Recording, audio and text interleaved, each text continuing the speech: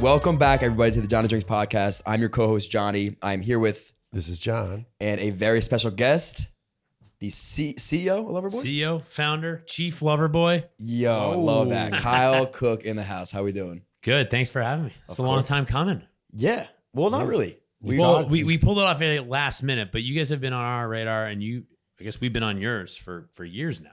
Let's take it back. I think the first review 2 summers ago, I have heard of Loverboy. I saw it in the liquor store, loved the cans, and I said, I think my dad's going to like these, grabbed them, and turns out this was the first and only, I don't know if you knew this, 4 thumbs up review he's ever done. Yeah.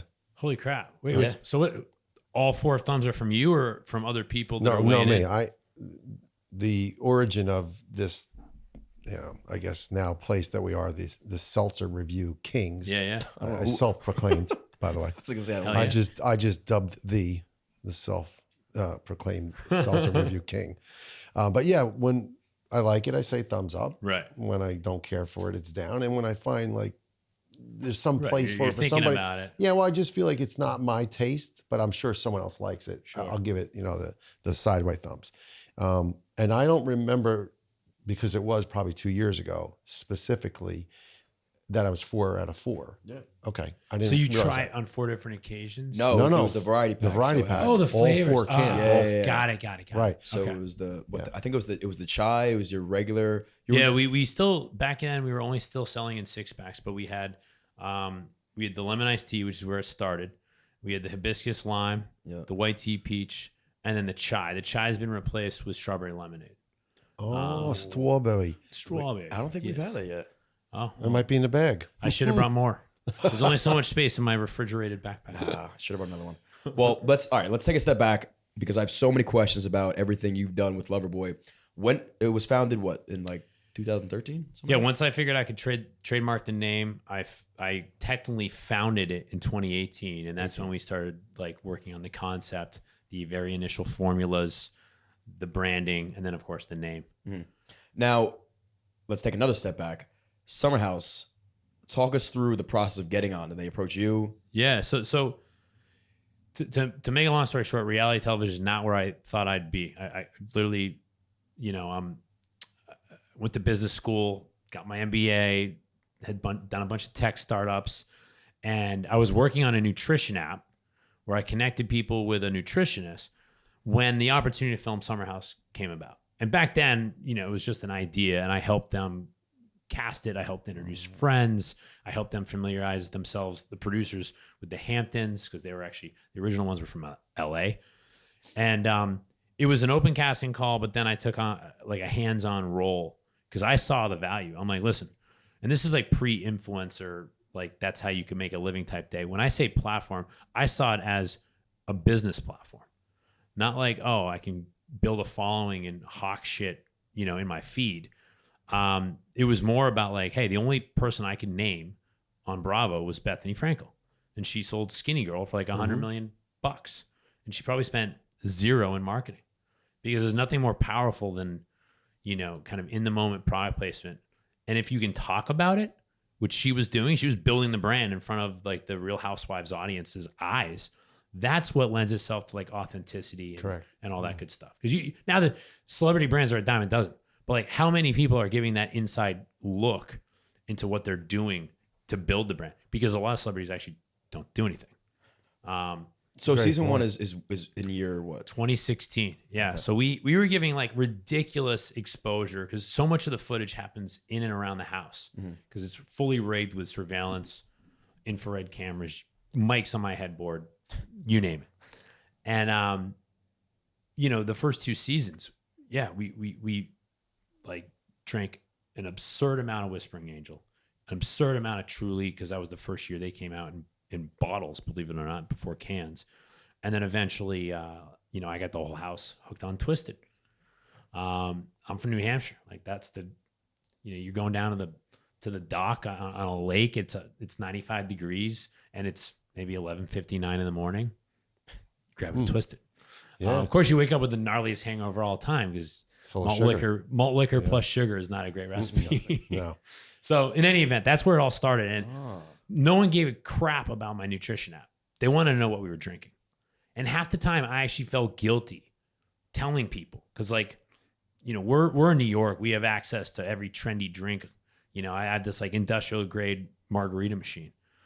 Well, I'd feel guilty encouraging people to drink those, because the only reason that liquid doesn't freeze is because it has so much sugar. It's disgusting. That's why, like, when you know, alcohol plus sugar basically prevents freezing. So, you know, same thing with some of the hard teas. I'll probably stop naming them by name. I felt guilty. People are like, what is this drink you're just slamming? And I'm like, honestly, I feel bad telling you, because you'll probably regret it the next morning. Right. Most likely that is what happens. Yeah. And you're right. You know, you talked about the what you twisted tea. I remember those, and I enjoyed those, but I also experienced firsthand the day after. Oh. And, you know, Jimmy the Shoe was a big proponent and still is of that cocktail. And he introduced it to me years ago. Yeah. But so I'm glad you came out with this refreshing, no pun intended version. Back in 2018, I'm looking at, my world was at that point food and beverage outside of alcohol, because I'm now working with nutritionists for my app. And tea is the most widely consumed beverage in the world. Most people associate it with like healthy benefits, or like a healthy alternative to like coffee or soda or whatever. And I'm like, wait, the only hard tea that's widely available that has 90-something% market share is absolutely horrible for you. Like that didn't pencil out for me. It's not even tea. It's, well, technically there's tea in there. Oh, there is? Tea solids. So okay, I got you. So now were you working on this prior to Summer House, or you had the idea inspired by? No, I mean, by season 2, this is 2017, which is when Truly went into cans. Yeah. And basically Boston Beer like pulled the truck up to the Summer House thanks to me and unloaded. And then I pissed off NBC Universal, which owns Bravo, because they're like, yo, we're out here trying to sell ads to like Budweiser and Mark Anthony brands, and you just turned this into a Boston Beer show. And I'm like, what do you mean?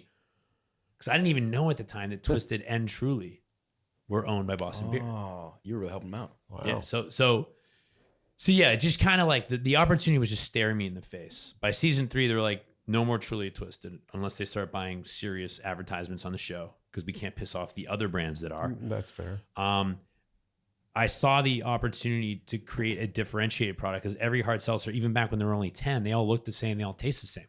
Literally, you look at since there is a nutrition label, because it's regulated by the FDA instead of the TTB, you can see that they're practically all using the same formula, just natural flavor. So I was like, what better way to add flavor without adding calories? I mean, you guys are fit, than adding tea. And I'm like, am I the only one who sees this opportunity? It's like plain as day. But then I started getting familiar with the alcohol industry. Alcohol is like 20 years behind. In what case? In any better for you trend, it's almost as if alcohol is immune to it, because A, most products don't have a nutrition label, and B, you know, consumers aren't in a position to get exactly what they want in alcohol because of the 3-tier system. There's just more leaps brands have to make, and more, you know, hurdles they have to overcome to get onto the shelf. Right. So anyway, I always did the show for shits and giggles and for the platform. I didn't think it'd be alcohol, but when the opportunity by season 3 was staring me in the face, I actually committed to doing Loverboy and plunked down the cash before we even knew we were going to get a season 3. Really? Because I was just so convinced. I'm like, even if we don't get picked up and film again, as I was saying, like, there's no hard tea out there that isn't absolutely horrible for you. And I'm like, I'm going to change that. Cool. And yeah. Of course, now we have other products, which we'll try today. We have spreads and cocktails. So we have so much to try. But okay, that's an interesting transition. You went from promoting the brands you liked, and then NBC kind of saying, hey, you can't do this anymore. There has to be a relation between Loverboy and the show. Like, or is there equity involved with that? So Bravo, the only relationship I have is them telling me to cool down hyping it. Because I'll be like Loverboy merch all day, every day if I could. They're like, Kyle, can you change? Because this isn't an infomercial. And I'm like, well, it should be. Right, exactly. So they didn't require you to pay them anything? Well, technically speaking, ever since Bethany, sold Skinny Girl, they started rethinking how they put together the talent agreements.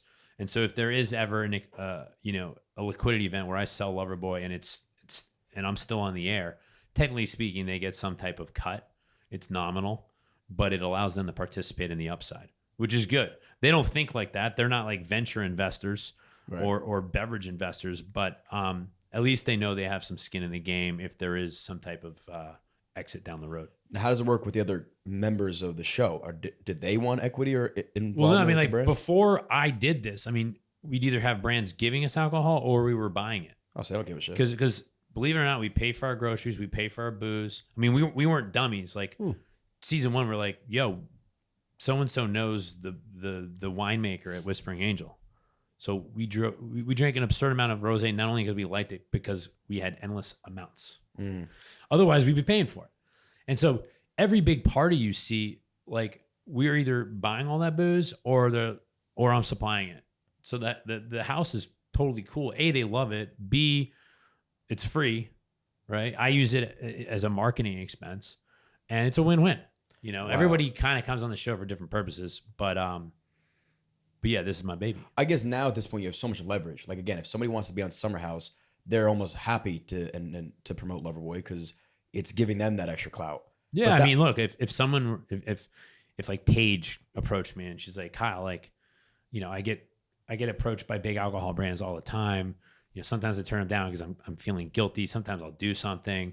Could we do something? Yeah. And I'd be like, absolutely, let's figure it out. Because like my cast has been drinking it with me the whole entire time. Right. So I know they're fans of the brand. Sure, it's natural. So yeah, but currently it's very informal. I mean, if they don't want to drink it, they grab something else. And now it's like the mob mentality. You're not gonna be the one person not drinking Loverboy in the show. No, I mean I don't expect people to drink this thing day in, day out for the entire weekend, right? Yeah. Like I'm not gonna hassle someone if they're drinking like a glass of rosé. If someone brings in like a high noon, I'll be like, get the fuck out of here. Just peer pressure them to not drink high noon. It's ever gonna. I'll just someone showed up to my birthday, my 40th birthday, and they showed up with like some White Claw or something, and I just I took the box and I just threw it in the woods. Good. I was like, hey, thanks. If you don't know, now you know. I have my own brand. There you go. I don't need a gift of my competitors. No, but you leveraged the platform you had and with like the perfect product. Like you couldn't have picked a better product than Loverboy. Well, think about it. Like, you know, it's very easy to get too banged up if you're making like vodka sodas all day. Oh yeah. Right. So these are 4.2% ABV by design. That percentage has worked for light beer for 40 years. I know most hard seltzers are at 5, but that also allows us to bring the calories down a little bit. That's okay. Now it makes sense. Yeah. So we're 90 calories, 0 sugar. Right. Most hard seltzers are 100 calories with like 1 or 2 grams of sugar, and no real ingredients. Right. Like so it starts with real organic brewed tea. The 11.2 ounce, whatever that is, right? That's 19.2 ounce. No, this is 19, but that's 11.5. What's that? 11. Yeah. So we don't fill these all the way up. It's 11.5 ounces because since we're using not just like natural flavors, we're using real ingredients like tea, juice, etc. Right. It allows us to make sure we can pasteurize it correctly. It also, little inside secret, creates a nice little gap for a floater. Oh, interesting. I wish I knew that before cracking this one open. Yeah, because that has 90 calories. And like I said, the ABV being 4.2 allows it to keep just crush it all day, all night. Good. You know, I'm always good. If I don't deviate from our teas while filming, I'll get drunk because it's like we'll film for 8 hours, boozing all day and all night. But like where I get in trouble, I love a good cocktail. Right. I love, you know, a shot. I like to be social. So the second I deviate from Loverboy is usually when I get banged up. So what kind of cocktail? What's your go-to cocktail? So I'm a sucker for all things mezcal, like a mezcal margarita. Interesting. We got you after the shot. He's got you after the shot. And I didn't have it with me, but you know, I always look for ways to like create a better for you cocktail. So margarita is loaded with sugar, right? I mean, you can make it without, but then you kind of lose some of the pizzazz. Yeah. And for my wedding drink, you know, the his and hers, mine was we took our mango peach with chili spritz, which is 6% alcohol, totally naturally flavored by the mango puree. So there's actually no sweeteners, no sugar, no nothing.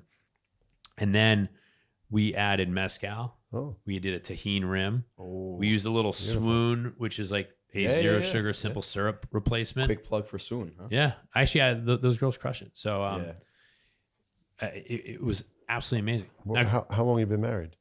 A year, about 20 months. And where did you go? Where was the reception? Where was That was a the huge venue? part of the show because we get stuck.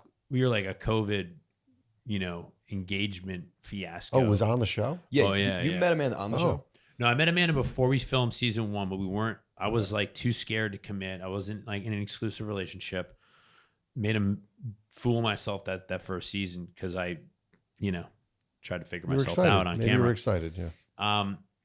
So she came out one of the weekends and we kind of put a bow on it. We made it official. And then I proposed 2 years later, and then we got married 3 years after that. So she became a full-time cast member season 2.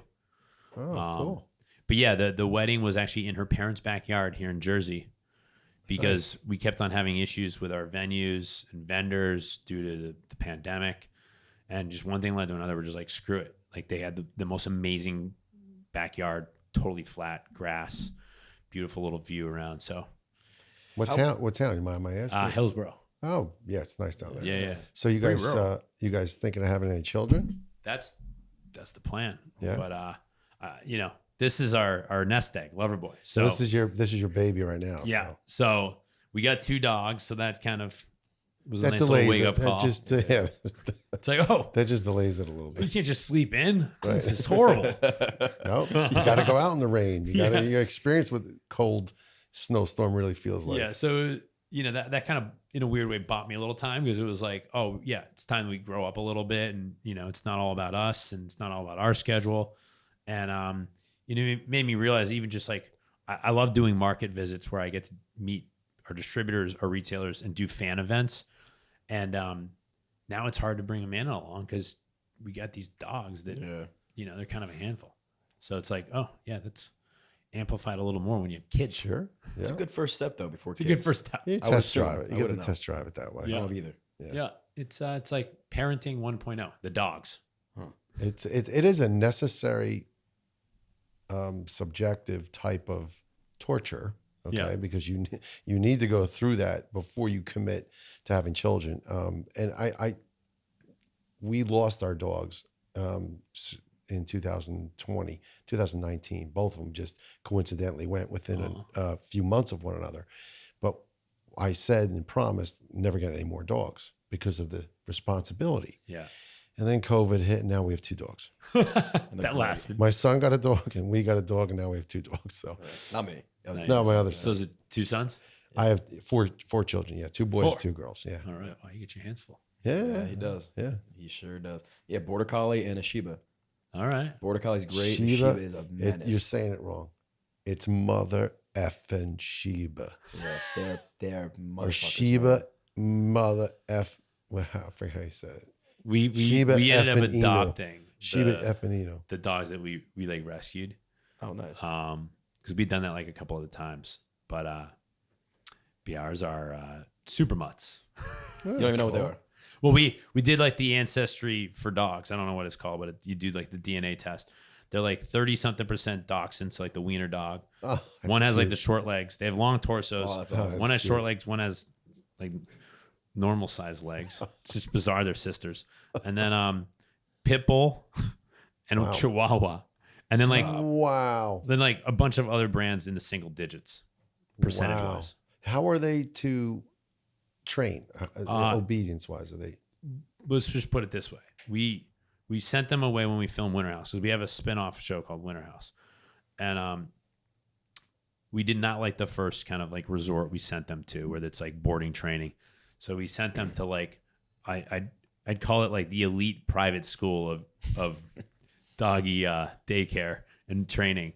And it cost a very pretty penny. But having 2 sisters apparently is not encouraged. We didn't know that when we adopted them. Because I guess two male dogs will like, one will figure out who's dominant and who's not, and then the other one submits. And apparently female dogs just like fight to the death, Is that what they're doing right now?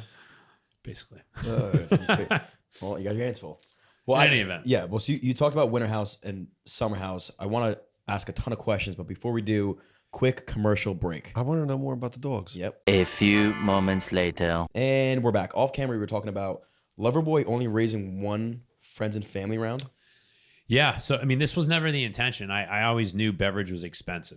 You know, you hear that a lot. Sure. And first, the first thing that I heard, and it stuck with me, was if you're going to launch a brand, don't underfund it. So you need at least $1 million to actually get something like into the wild and into the public domain. Yeah. So I'd done startups before, and I was just like, I needed this to be at a point where I could turn to friends and family and write a $10,000 check, and it wasn't like vaporware. I needed product in cans. I needed the branding. So I funded the first like $100K. So like I spent all my money on the nutrition app. Then I basically emptied my pockets to launch Loverboy, and was basically launch ready when I turned to my family and friends in 2019, like a year later. And I was like, listen, we filmed bits and pieces of the making of the brand. I then spent the last 9 months trying to figure out the alcohol industry. Now we're ready to launch, and I'm raising $1 million, and we ended up raising 1.25, and we were immediately profitable. Like by the time like we were ready to launch a couple markets, it was just before the pandemic, and people knew the show, they knew Loverboy, and so when the few markets that we were in, they could find it. It set off like a frenzy. Like people were waiting outside, like liquor stores in Massachusetts, waiting for the truck to deliver the Loverboy. And so yeah, we've been profitable ever since. We raised a little bit more money that we haven't touched about a year ago. But yeah, I mean, truly, like if you consider the friends and family round part of like the bootstrapping experience. I mean, we bootstrapped this brand. We're now in 43 states. We're nationwide with a handful of retailers. Hasn't been easy, but profitability as a CPG, consumer packaged goods brand, or food and beverage or alcohol, is almost unheard of. Usually, like you're almost like hemorrhaging cash by the time you hope to get acquired, or you go belly up. Well, you had built in literally millions of dollars of marketing that most people don't have. That's the cheat code. I'd encourage, you guys did this firsthand. Anybody can create content. Right. And like the Gary V's of the world have been pushing this forever. Like anybody can create a platform, right? I'm fortunate in the sense that I tapped into an existing platform, aka Bravo. But yeah, I mean, that's our cheat code. We have this captive audience, and so if we don't have to spend money on marketing, then yeah, we have a much better chance of being profitable. Maybe you should go on The Bachelor. I was in line, and then I was like, you know what? I got this whole podcast thing coming up, so whatever. That's a different kind of a filming experience, because you literally have to go out of pocket. You'd like disappear off the face of the earth. I wouldn't want to. You have to go out of pocket, meaning you have to leave your livelihood. Yeah. Your phone. Right. Yeah. And your phone. And your phone. Yeah, you can't be on You phone. leave your phone and your livelihood. So go before you. I want to go back to then some of what you talked about earlier. You were helping to produce, working with producers for that show. Yeah, early on. And how did my real involvement kind of behind the scenes was only season 1, where I knew that if Bravo cared about finding a cast with existing friendships and relationships, then I could help like plug that gap. I could be the guy that introduces 100 of my friends, and then the casting director whittles down who they think is most dynamic, most interesting, et cetera, et cetera. And so, I put a lot of work in before we even shot a single frame season 1. It was a year in the making.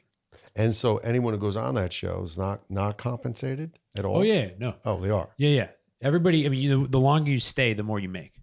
Okay. So everyone's is it a flat, consistent? You basically, the way most shows like this work, it's an episodic fee. So you start out very small. Like you would not be able to afford a living if you're just relying on the show for several years. I mean, it takes a while to build up that episodic fee where you're like, hey, this is good money. But yeah, everybody that kind of comes in, we usually end up with a few new cast members every single season. So they kind of start at square one, and so on and so forth. So would you say everyone who's there 2, 3, 4 years as long as you might be is at the same pay rate? Yeah. So so I have a couple cast members that have been, on the show that I help cast, that have been with me, from the get go, and we all make the same amount of money. Right. It's not like, oh, Kyle flipped the table and was a drama queen. That's right. He's getting more money. I think Bravo learned the hard way with Housewives, right? That like if you pin one another up against, because of course they're going to share how much they're making. that creates artificial kind of like self-produced drama. If someone's making more or less, then they're going to do some stupid shit to It's jealousy. stand out. It's jealousy. Thanks for, but that's important. That I love that you mentioned that, because that's even to a company like Bravo to have learned that and admit that. Yeah. Well, the term they use is an ensemble cast. Like, this show doesn't work if it was just me as the star. And, you know, I have friends coming through, you know, every single weekend. It's like a revolving door. No, it's an ensemble cast. Like, everybody plays a part in making this show awesome and entertaining, and at times incredibly stressful. Yeah, I'm sure. But you know, it's a weird thing I got sucked into. But my whole thing from the get-go was like, I'm going to find a way to leverage it. How did you feel? How do you feel though about putting your personal life out there for everyone to not only criticize? The easy part is people are going to criticize, have something to say, but how did you? I mean, it's like the gift and the curse. Yeah, all my dirty laundry is out there. Like, I'm very open and honest and transparent to a fault. Sometimes, like, even on the business side of things, I'm sure my team wishes I would just shut up. You know, but for me, it's easy because I'm a complete extrovert. I've been the same guy, you know, my whole entire life. It's not like, you know, I settled down after college and, you know, I'm unrecognizable because I'm like a family man. And this, I mean, like, my friends that know me from high school are like, you're doing the same shit you were doing 20 years ago. I'm like, well, I'd like to think I've learned some things along the way, but yes, I do appreciate sending it on the weekend. There you go. But yeah, it's not for everybody. It's not for everybody. No, it's not easy. And it's just stressful. I mean, one of our 2 reunion episodes aired last night, and, you know, the internet likes to think they know everything. And based on that, you know, little clip that or the 45 minutes that aired last night, it's just like, man, there's so much more to the full story, but what can you do? Was it more intrusive than you thought it was going to be? It's a good question, because I had no idea what to expect, to be honest. I would say yes, because most Bravo shows, most reality shows for that matter, are scene based. Yeah. They go from one scene to another, and there's a lot of downtime in between. Our show, much like a Love Island or a Big Brother, this was the first Bravo show that filmed 24/7. Holy shit. So we have like the big crews in the house, but when those go down and our mics come off, we didn't know this from the start, but the whole house is still mic'd. So when people they get their mic off and they try to whisper, it's like, we can hear everything. Then all the surveillance cameras, I mean, I could be sitting here on my phone and they could see exactly who I'm texting to and what I'm saying, like, based on a camera in the corner. Yeah, that's scary. So is there any privacy? No, absolutely You not. go in the bathroom, but the rule is if more than one person comes into the bathroom, then it's free reign. The producers can come right in. So you trust that? So don't poop with your friend. Wow. That's so the one time that you get is alone in the bathroom. Yeah. But there's still a camera and microphones in there. They're saying that Not in the bathroom. No, they said they'll bring no, in nothing's in the bathroom. Yeah. Oh, they'll have to, like, gotcha. with the big cameras, follow us in if we're like, I mean, believe it or not, some juicy shit goes. Well, not believe it or not. I'm sure this is probably predictable, but yeah, some juicy stuff goes down in the bathroom. I don't even know if I would. that. I don't know if I could even trust that there's no microphones and. Even if there isn't a mic in the bathroom, the ambient noise can get picked up by the mics outside the bathroom. It's pretty wild. What about that little black marker test everyone does on the mirror to see if it's a two-way mirror? Did you do that? I didn't. You know know the about hotel. that, You don't know what I'm talking about? No. Oh my gosh. Oh yeah. At the hotels, they say, "Oh, you need put to a see black." the other line. Yeah. I don't know if it's true. Well, now they there's like little instruments to test for like cameras and shit. But you knew they're everywhere, so who gives a shit? I saw my life away, not Right. knowing what to expect, because this was a kind of a first for Bravo, and I was not a reality TV guy. I didn't really watch other shows that film 24/7, so I had no idea what I was getting into. But in a way, the innocence of it all kind of worked to my advantage, because I was just myself without overthinking anything from day one, and that's actually, I think, what's helped me is just like, be yourself, even if it's to a fault, and Yeah, be comfortable. people will judge, Yeah. but it is what it is. That's Be what comfortable we who sign you for. are. Yeah. Well, No, that's important. The first thing for, I think, a lot of people to understand and learn is you need to be comfortable with who you are. Yeah. And not necessarily who people want you to be or who people perceive you to be. If you know in your heart of hearts, like you say, you're a younger person than you are today, and you tried it, you did it, you learned from it, and still now you're gonna. Yeah, and don't get me wrong, I continue made plenty of embarrassing mistakes on camera. I think one of my claim to fame is I think I was one of the very few people to make their TV debut completely blacked out.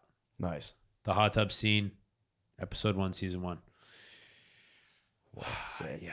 Blacked out. Wow. Hell yeah. Oh yeah, I actually blacked in. Nice. I'm in the hot. I blacked in, and I was like, "Oh my god!" I'm talking to this girl who had like 1 million followers at the time. I didn't even realize it. I knew she was from another show, but I didn't know who she was. I purposely didn't look her up. I'm just making a fool of myself. So It worked. I gotta go check out that oh, episode. that little scene though, people look back at it and they're like, now they know who I am and they know I don't take myself too seriously. They look back on that scene, they're like, oh my God, this is actually hysterical. Like, there were some people that ridiculed me because this other girl in the hot tub was like beloved on her show. And yeah, I caught some heat. But Do you watch your episodes back? I watch it once before it airs or while it airs. Like last night, I didn't have a chance to watch the reunion until it aired. Is there anything you would do differently because you did watch your episode? At this point, I've filmed, if you include The Traders, which is a third show I did last year, but not on Bravo. Sheesh. And we couldn't drink my drink. There's just way too much to like have any regrets. Right. I'm sure there's mistakes, but you live, you learn. Did they attempt to amplify something like, hey, Kyle, they liked when you did this. Like, let's do more of that. It's really a matter of how much they want to focus in on something when they edit the show and reduce it down. Gotcha. Okay. Like what could have felt insignificant in the moment Yeah. it could get highlighted, and then it gets brought up in the interview process where, you know, each one of us sits in the chair and asks questions. So there are things that I'm like, man, I thought that was just like, you know, a nothing burger. And next thing you know, it's like a huge contentious like point of conflict or I something. always find that interesting when they all the reality shows do that, right? They have you sit and talk about something, and it's almost as if it didn't happen yet. Does that make sense? Like sometimes they kind of like foreshadow what's going to happen with your conversation in the chair. Yeah. Well, when you're in the chair, it's obviously not in the moment. So Right. if you're filming that after the fact, you have like the power of retrospect, or you're like, you know what? Fuck that guy. And you're like, in reality, you wouldn't have said that in the moment, but now Right. you grew a pair of balls and you're saying it in the chair. How long after is it after the chair? It Like in the really chair? depends. Really? Like some shows, a scene will unfold, boom, you'll go right into the Right. booth. In other situations, they might realize they need a soundbite or like an answer from me months later.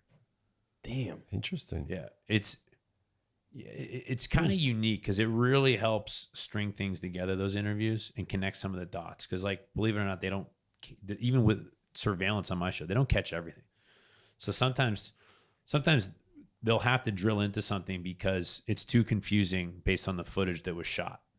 So they got to connect those. Yeah, like dots. explain Right. why you're so upset. Like, what the heck is going on? here? So they coach you up, obviously, and they lead you down a road they needed to go. I wouldn't say coach or lead. It's really just extrapolating. And like, to your point, if you know, they can blow things out of proportion simply by asking questions. I think it's interesting. One time it was a Bravo. It was Housewives from New Jersey. They were in a diner I was in. I just happened to be there. And I literally, across from me, 2 cameras, 2 women, the 2 ladies, 1 camera that way, 1 this way. And the producer was, I say, coaching up, talking to them to say, all right, now go back and discuss that situation when, boom, and then he'd back out and they would talk. Right. That's what I mean by coaching and leading it. So Not telling them what to say, but just the way creating it. Yeah, I often describe filming as life on like fast forward ×3, because you might come to some of the same ideas, conclusions, questions that producer's asking in the moment on your own. It just might take days, weeks, months, years. Huh. It's almost like walking around with your shrink. That's interesting. It's like, hey Kyle, is that really how you felt? Let's just say they're filming a scene at the diner. Sure. They're yelling at one another. All right, we need to take a break. So I'm chilling over. I'm drinking, drink at the bar. And Kyle, is that really how you felt? Like, no, I kind of held back. Well, why are you holding back? He's my friend. Yeah, but like, don't you want to speak your mind? You know what? Jeez. Yeah, I do. So then we Damn. put the drink down, go back to the scene. All right. I mean, but like that, it's not, like scripting or producing. course. It's really just moving things along because, hey, they're spending a shit ton of money every minute to have that whole crew there, the production company there. They need to get as much bang for their buck as possible when they go film a scene. And if you're trying to be polite, you're like, Kyle had a rough night. I don't really want to drill into it. You'd be like, well, what else do you want to do? Well, that's I was gonna say, like, there's no plot without you guys. Like, The Bachelor has a plot. Some of these challenge shows have a plot. If you guys don't do anything, nothing happens. Right. Like, I love, like, if we had a big night out, maybe someone gets in a fight, Right. Everybody's privy to it. In a normal world situation, you'd probably like lick your wounds at the pool, decompress, relax, get a tan. You guess what? That's not how you film a TV show. Right. Reality You TV. have the drama. Everything's dramatic. You can't. I don't care how tired, how hungover, how embarrassed. You can't be a lump on a log. Do you feel like sometimes you enhanced how you actually felt to make it a little more dramatic? Like, if you really didn't care about the fight, but you were like, let me up this one a little bit. No, I actually wish I would downplay myself sometimes. Really? Like me, I could be right and my delivery is wrong, and then I lose the argument. Like that happens to me so much, particularly after like 10 Loverboys. That makes sense. That's good self-reflection, though. Speaking of Loverboys, back to that for a second. You keep saying it, and for me, I need to now have something to drink. Yes, I'm thirsty. Because please. So we've had the teas. I think so. We started a direct-to-consumer line, our spritz, and then eventually our cocktails. We have our 5th spritz. We launched the pear kiwi a couple months ago. It's delicious. I'll make sure you guys get some of that. But this is brand new. You guys are the first people outside the Loverboy bubble to taste it. So this is like a world premiere. I'm excited. Now, by the time this airs, it will have launched online, so people can go to drinkloverboy.com. But I haven't told you guys anything about it, but now you know it's a spritz flavor. Holy shit. It's happening. The way our spritz works is a 0 added sugar. It's happening. Ooh. Oh, my God. All right. So, wow. Why don't you feast slam it your down? eyes on this. It's the Loverboy Spritz Limoncello. Yo. So, first thing I'll Nice. say is I wasn't even a limoncello fan. But then I went to Italy, and I thought the limoncello spritz actually one-upped the Aperol spritz. And I was like, I was there a year ago. I'm like, we got to do this. Because I've had a Hugo spritz. I've had a Campari spritz. Obviously, the Aperol spritz. But the one that was like the most refreshing by the pool that I craved the whole trip was the limoncello spritz. So, without further ado. And the atmosphere of where you are never hurts, Yes. right? I've never had a It limoncello allows you spritz. to enjoy. So, 2 of Even these I more. made sure were extra cold. Let me just remember which ones. This is really happening live here, folks. Well, it's not live. It's going to be recorded. Okay, it's live for us. So we'll do we'll do a little, what do they call it? ASMR. It's like in the mic, In the cracking mic the right here. cans. Ready? All right, so 110 calories. We use, like I said, just all the flavors coming from the juice. This is actually 37% juice. Yeah, Now, the I other want- ones were only hold on. 2% juice, right? I just want to warn Yeah, you. these are way lighter. Right. I want to warn you, Kyle. He's honest. So if he doesn't like this thing, That's what made You sure you want to do that's this? what made Johnny Drinks your accounts Right. credible. Is the Yeah. honesty. So if Right. you don't like it, Well, you're not paying You're me. gonna You're not yeah, paying me. this is even if he was, you ain't Even if paying you him were. yeah, this All right. should be known. This is a mutual handshake. Hey, Yep. let's do this together. No payment was And processed. Kyle, wait, my lips don't touch anyone's can either. So I've noticed that. He loves that. don't joke. do it. Is it a germ not- thing, or you just No, think, it's twofold. One, You like to see the I don't liquid? kiss anybody's ass, so my lips don't touch your can. And I do, so my lips will touch my Moreover than that, it's it just I don't like to drink out of a can. I like to see what I'm drinking.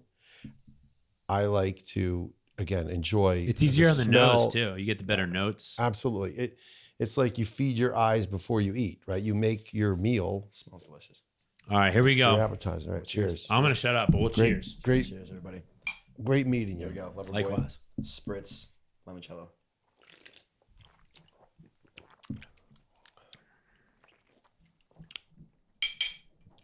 I'll tell you what.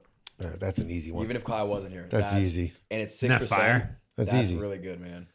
I almost hate how much I like it. 'cause Yeah, you're I'm here, almost. people I'm go, a "Oh." little disappointed. I was hoping to People are gonna be like, "Oh, they're lying because it's right there." No, this no. This is fire, I know what I like when I like it, and it hit me right away. Boom. dude.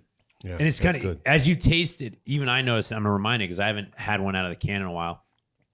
It kind of has this curve where it like ends a little differently. Well, the other thing about all of the seltzers that we review, typically they're room temperature. They're not packed in ice or out of the freezer box, because by the time he gets them to me and gets them home, either I'm not there or he's not ready to film. Yeah.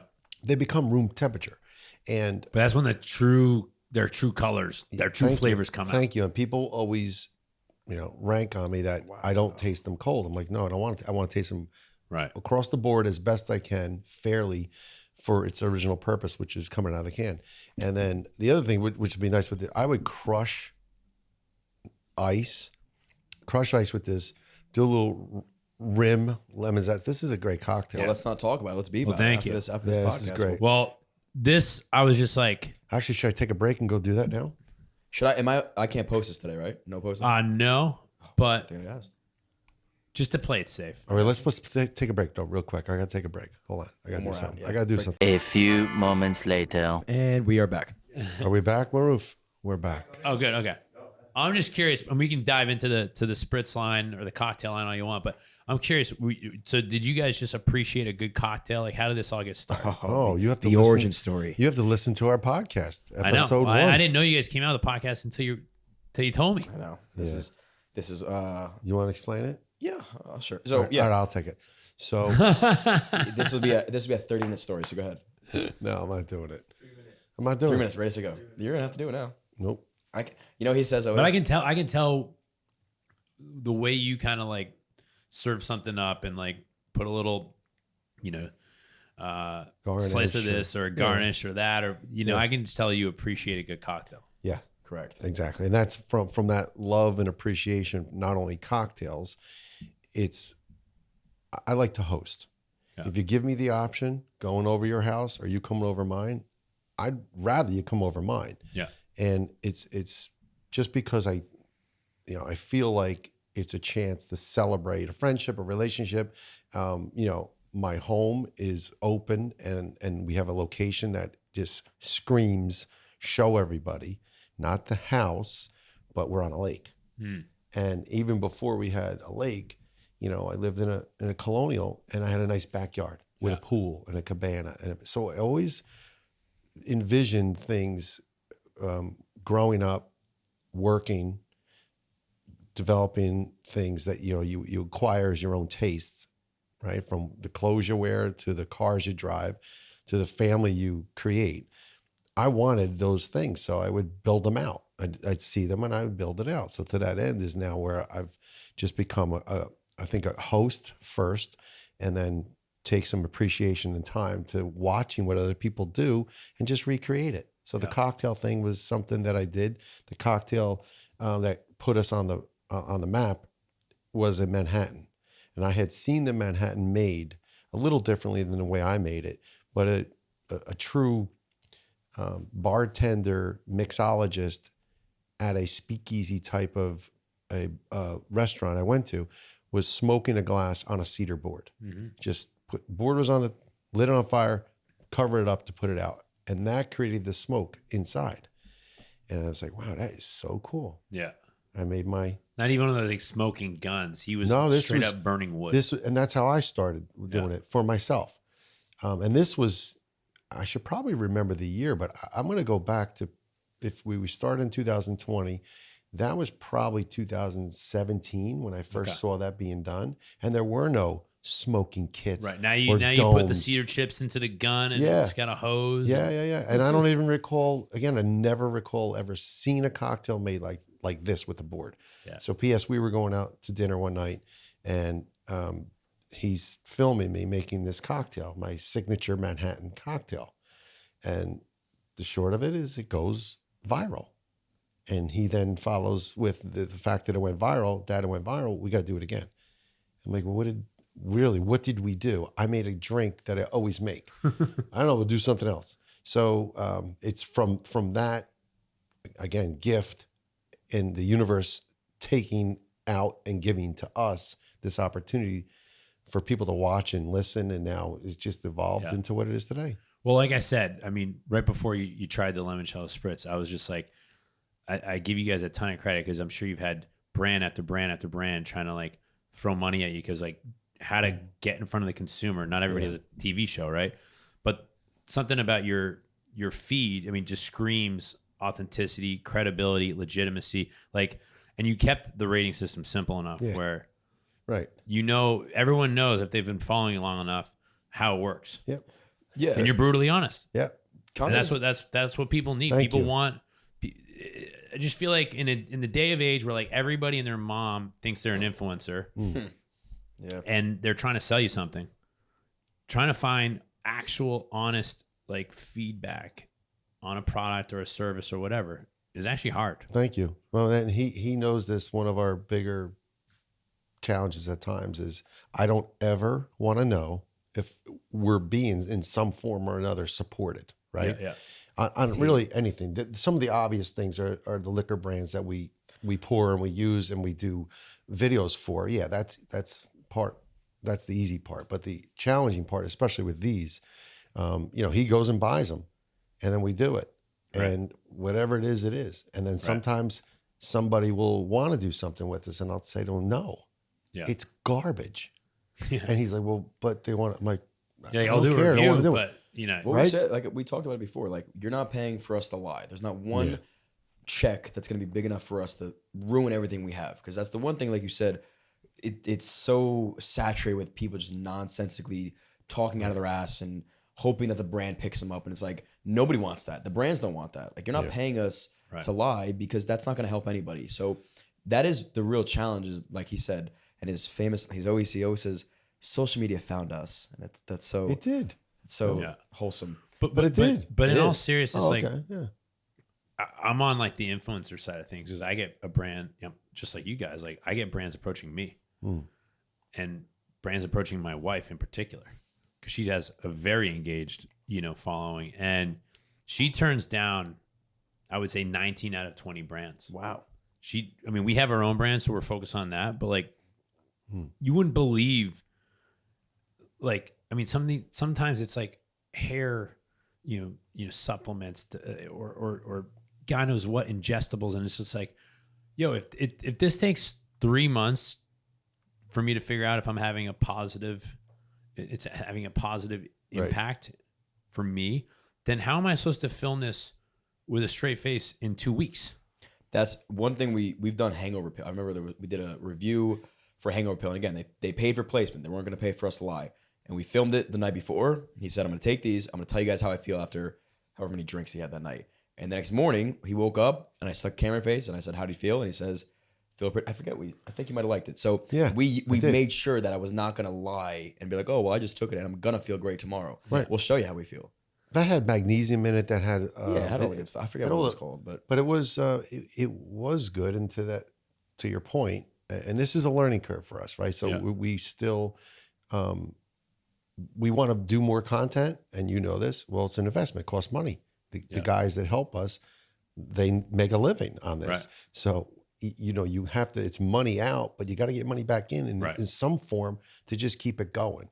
Yeah. And so we have our lane, I think, right, and we stay true to that. And with that being said, you have to experiment too. You've got to be willing to pivot to see where the next opportunity is going to come from. Yeah. Right. Yeah, that's because you guys. Now you'll do. It doesn't even have to be alcohol, right? Any type of beverage. Yeah. Well, we're looking. We're doing a mocktail, right? If we can tell. Can we tell everybody that right now? Just told everybody. So. Is anybody listening? There it is. We're in the process right now of putting together like a mocktail in a can. Cool. Yeah. The reality is this: your space that you're in is heavily saturated. Not many people have a differentiator like you do. From your marketing standpoint, from the ingredient standpoint, you really, I think, hit at such a great time with the right stuff. And the mocktail market is on such an uptrend. And it's also such a great supplement to our brand, right? The reality is we're not alcoholics. We're not drinking every day. Right. We want to promote a healthy lifestyle. So it's okay that if it's a Wednesday, you're going out with a friend, you don't have to grab a cocktail every time you go. You can grab something else. So we want to kind of normalize that. You don't have to be embarrassed to ask for a mocktail. Totally. So it's early stages, but we're pursuing that. We're actually thinking about taking. Oh, sorry. No. No, my buddy Carl, who's on the show, who was with Loverboy, full time for 3 years, he stopped drinking over 2 years ago, and for some of these spritzes that he was helping me sell, I mean, he's never even tried them. So we actually just barely, like a week ago, since we're both sharing inside information here, we basically took the alcohol out of our teas and out of our spritzes. Cool. To see what we're working with. Because to your point, like, send us that recipe. Yeah, just don't copy it. Yeah. No, but it's like, look, I think to your point, like, I won't even say it from my perspective. Athletic Brewing, 80% of Athletic Brewing's customers drink. Right. Think about that.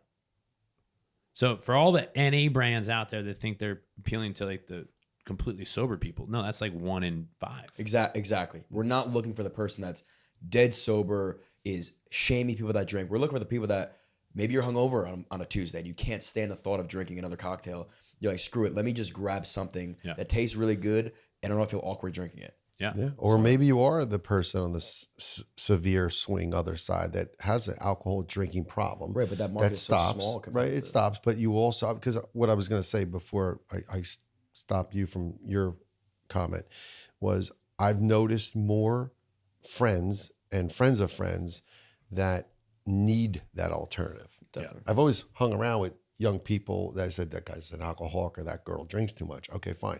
But what I'm seeing today is more of them that have come to face their challenges and are drinking the zero beer alternatives, right? Well, I think our generation, so I was born in 82, I'm 40. So I'm on the old side of the millennial generation. But my uncles who, I mean, from my perspective, partied their asses off. They look at how much we drink and the excessive drinking that our generations, I mean, like we've taken consumption to a whole new level.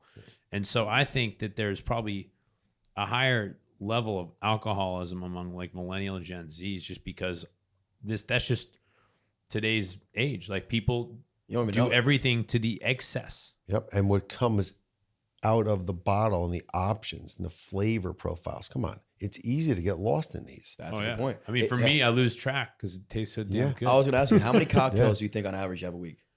So I don't crack a drink at the end of the day. I'm only a social drinker. Yeah.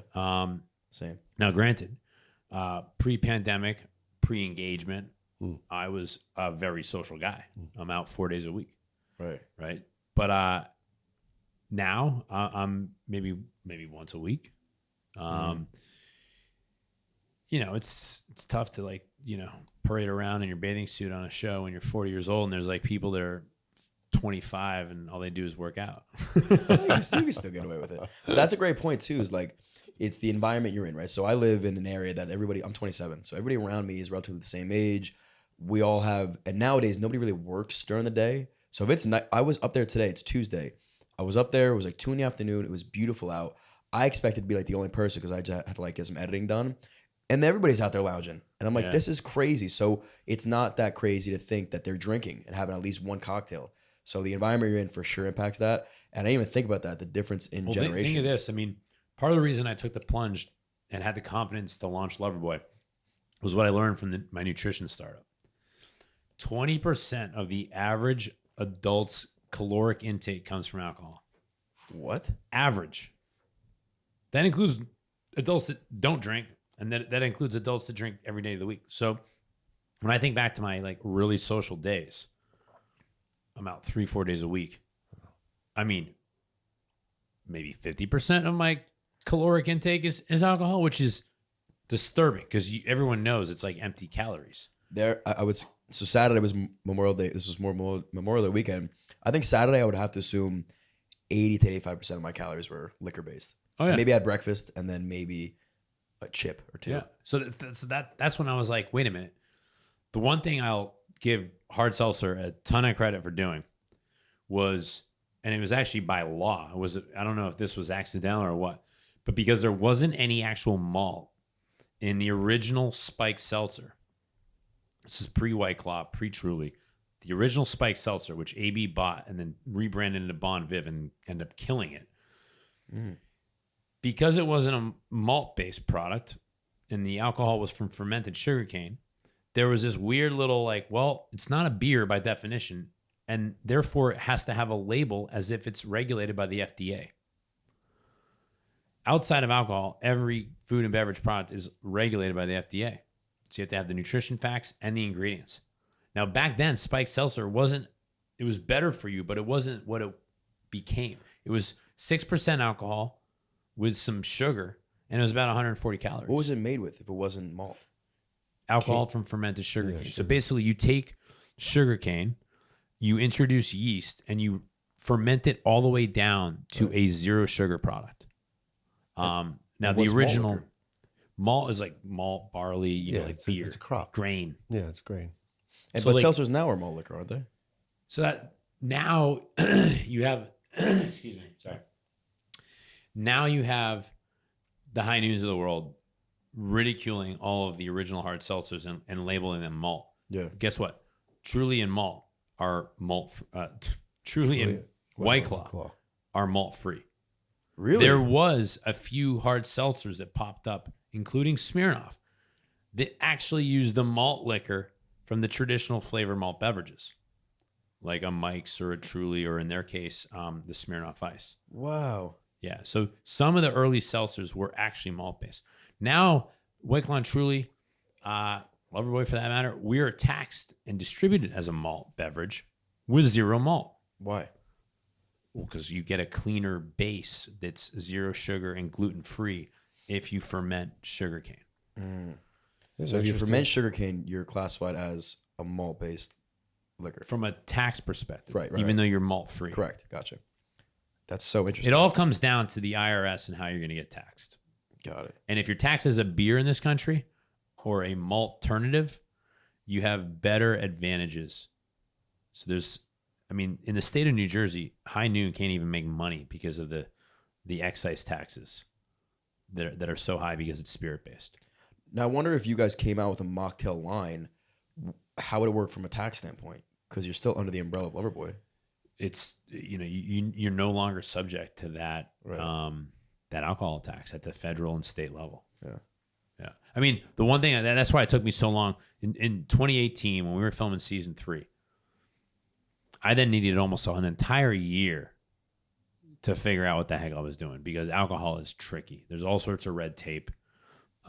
Every state has different laws. New York's different from New Jersey. That's different from Connecticut. That's different from Massachusetts. And the Northeast is some of the most complicated of all these like Puritan blue laws that date back hundreds of years. So, yeah, that was a rigmarole. Wow. Sure. That's crazy. Yeah, I mean, That's this has exhausting been- to even think about that. Yeah, you just did so much because again, you weren't just a cast member; you were running the show. And how did you get involved with Bravo? Like, why did they reach out to you to be, I guess, the spearhead? I went out to the initial casting call for shits and giggles, and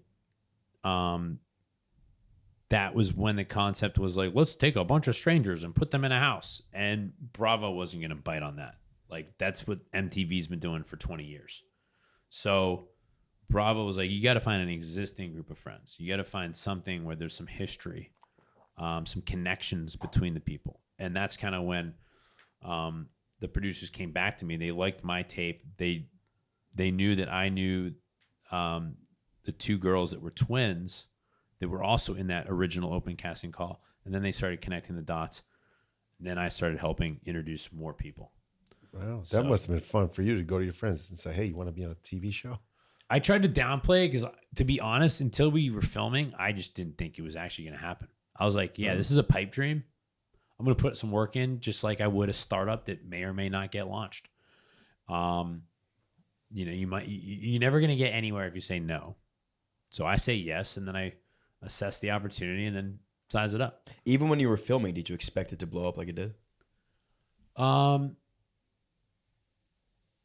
Yeah, because season 1 was beautiful in its innocence. Yeah. It was just like we didn't even know what we were doing, so we just kept doing what we normally did, which was party in Montauk till 4 a.m, stumble into the house with fully, full surveillance, and continue to do stupid shit.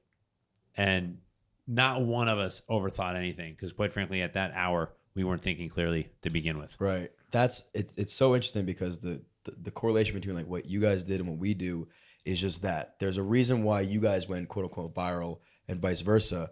And then now when you overthink it, you try to recreate that when in reality, you should really just take a step back and just try to, you're never going to be 100% the same as the first season or whatever it may be. And same thing with us, the first piece of content. But you really have to take a step back and why did everybody become so obsessed with us in the first place? Let's do that every single time versus trying to be something we're not. I mean, even like sometimes we have better seasons than others. Right. Like I think the current season that just about wrapped airing was a weird one for us. The vibe was off a little, so yeah, you never know what you're going to get. Sure. That's the beauty. Well, that's why you got to show up. Do you expect to keep doing this or is this last season? Yeah, no. Look, all looks good for a season 8, which is crazy to say out loud because in the TV world, if you get a second season, you're already in like the 10%. Man. If you get a third season, you're in like the 5%. So we feel incredibly fortunate, but like, I'm just one day at a time. Like I film in my spare time. Like Loverboy is what I do day and night. I work 18-hour days during the week. Throughout the pandemic, the lines blurred. I was always working day or night. Doesn't matter what day of the week. It was just one of those things where we felt like we had like lightning in a bottle because we were literally running on zero inventory. We could not make enough of it in the early days. Now it's a nationwide brand that still needs a lot of work. I was just before this, I was on the call with a couple of my team members, kind of hounding them because I'm like, we got to get bigger displays. Like back in the day when we launched such and such state, the displays were this big. Now we're celebrating displays that are a fraction of the size because you when you launch, you have all that momentum, and then it settles right now. You have brands that launched during the hard seltzer craze that are no longer around. Right. I mean, I can go on and on. I actually just on a call today, I scratched my head. I'm like, whatever happened to Alani? Remember Alani? Yeah. Oh, Seltzer. yeah. Bye-bye. I wonder why. I mean, their energy drinks still Maybe they are, ran not out of their money. hard seltzer. I mean, it's like if you can go 18 months in this business, you're already like an anomaly. Most businesses fail. So the umbrella seltzers, we've talked about this, right? Seltzers as an umbrella. How many brands do you think there are? How many different? Oh man, at it when seltzer was at its peak, and like, look, you can actually define the peak because it was the Boston Beer earnings call in July of 21 when they were like, yeah, we over forecasted, which meant all the wholesalers, hundreds upon hundreds of wholesalers that were buying Truly and White Claw because it was usually the same distributor. They got caught with their pants down. They're like, oh my God, we're sitting on a mountain of this stuff. 2021 was the first year that Truly and White Claw did not run out of stock. The first 5 years, 16 through 20, every single year had an out of stock problem. Wow. So headed into 21, the supply chain was finally robust and wholesalers bought as much as they could. So I think the whole industry peaked in 21. You still had tons of hard seltzers coming to the market. I would say at peak, maybe 6 months later, there was probably 300 seltzer brands. And look, that probably includes some. I mean, there's 9,000 craft breweries. So that's like not a lot if you compare it to craft. But a lot of the craft breweries were throwing their hat in the ring. Right. Because why not? Ironically, it's actually harder to make a neutral sugarcane base than it is a beer. So a lot of the craft breweries that tried to actually make their own base, they were horrible because it takes a ton of filtration. So is there anything that is on the market that a consumer might think is a seltzer, but it's not? Well, I think, look, when I started, the term ready to drink, RTD, I mean, that was not a thing, right? It was FMBs, which is flavor malt beverages, which was like the fourth category. It was like beer and beyond beer. And back then it was just flavor malt beverages. Then came along hard seltzers. Then came along RTDs. Now, technically, this is wine-based. So there's some advantages being a wine-based RTD versus spirit, usually from a tax and distribution standpoint. But I think there's plenty of people. Well, now you have that hilarious guy, Trevor, that made the Ain't No Laws with, on the claws, whatever the hell the expression is. Now he's a high noon spokesperson. Yeah. And he's referencing White Claw as a malt-based seltzer, which is true from an IRS standpoint, but it is not malt. You think they paid him for that? Oh yeah, he's on the High Noon Gala. No, White Claw. Or did he make that? No, back then, no. Right, he just made that skit. White Claw tried to sue him. Sue him? I think they tried to sue him. That was the reason they exploded, was him. Yeah. That was insane. I mean, that was peak White Claw.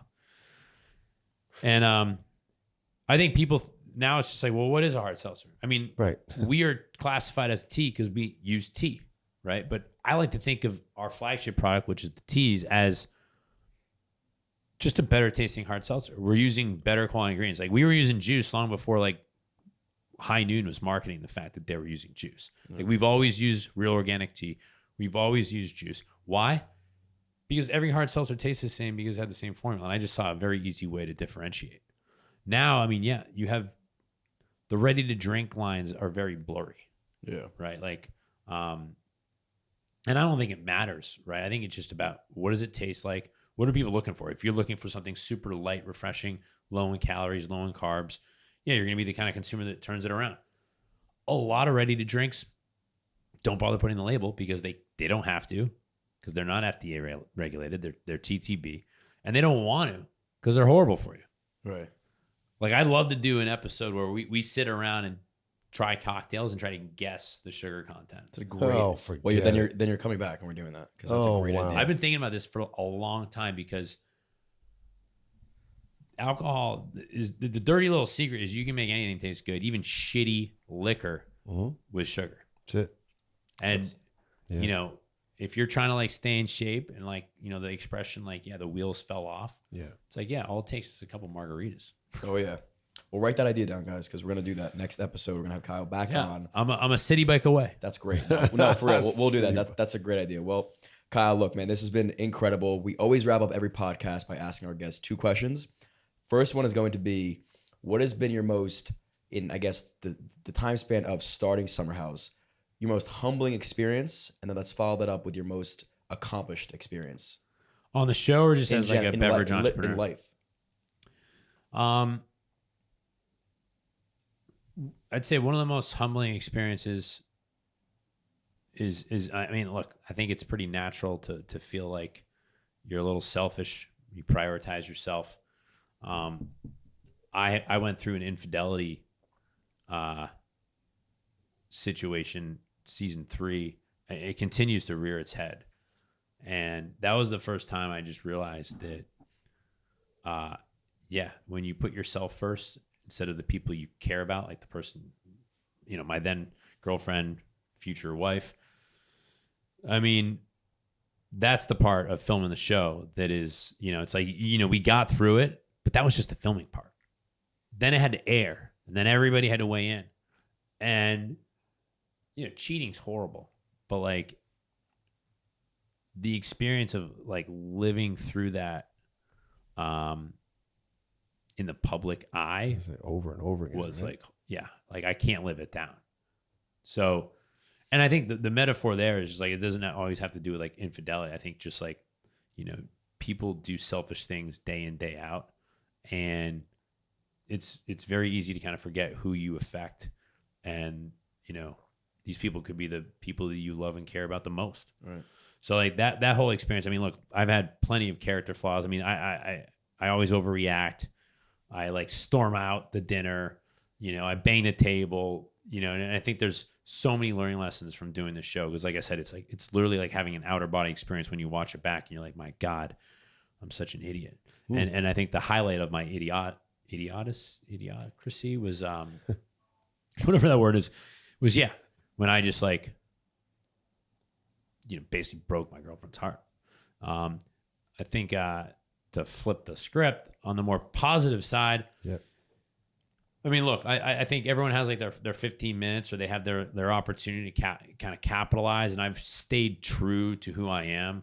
I've stayed true to this brand. I could have sold this thing because someone offered me a bunch of money and probably going to do a disservice to my customers by like subbing in, you know, lesser quality ingredients, God knows what.